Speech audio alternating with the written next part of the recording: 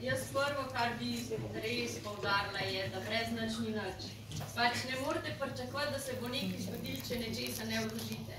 Ali energije, svojega časa, denarja, pač nečesa.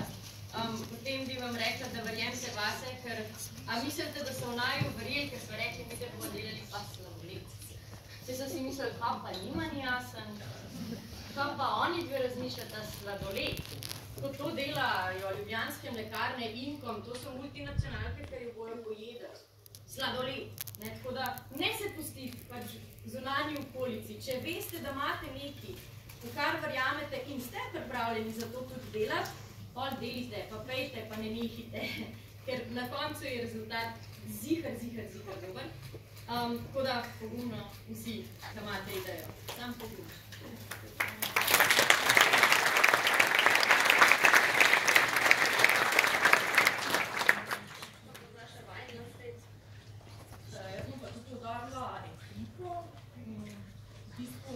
Mislim, da doben od nas sam ne bi šel v nekaj takega, ali pa bi že kuhal, tako da če imate kako dobro idejo, se bo vedno našel kako dober prijatelj, s katerim lahko to skupaj naredite, da bo to bilo boljše, pa hitreje.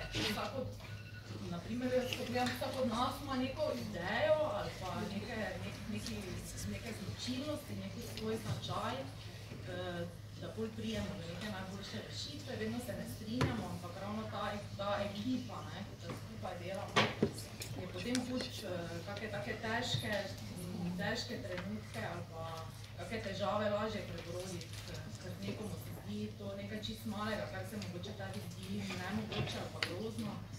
Tako da ekipa je zelo pomembna in se pač povežite tudi med sabo, če imate neke skupne želje in ideje, bo lažje.